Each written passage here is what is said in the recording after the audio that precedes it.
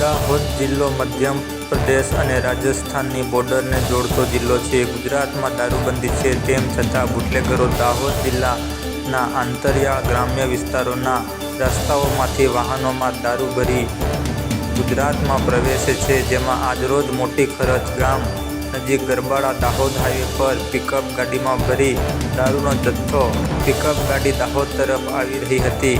તે દરમિયાન કોઈ કારણોસર પિકઅપ ગાડીના ચાલકે સ્ટીયરિંગ પરથી કાબુ ગુમાવી દેતા દારૂ ભરેલી પિકઅપ ફોર વ્હીલ ગાડી હાઈવે પર પલટી ખાઈ ગઈ હતી.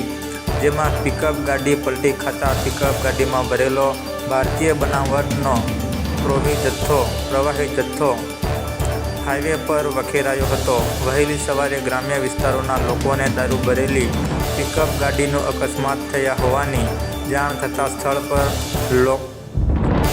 ટોળા ઉમટી પડ્યા હતા અને દાહોદ ગ્રામ્ય પોલીસને દારૂ ભરેલી ગાડીનો અકસ્માત થયાની જાણ કરતા દાહોદ ગ્રામ્ય પોલીસ કાફલો પણ ઘટના સ્થળે પહોંચી કાર્યવાહી હાથ ધરી હોવાનું જાણવા મળેલ છે.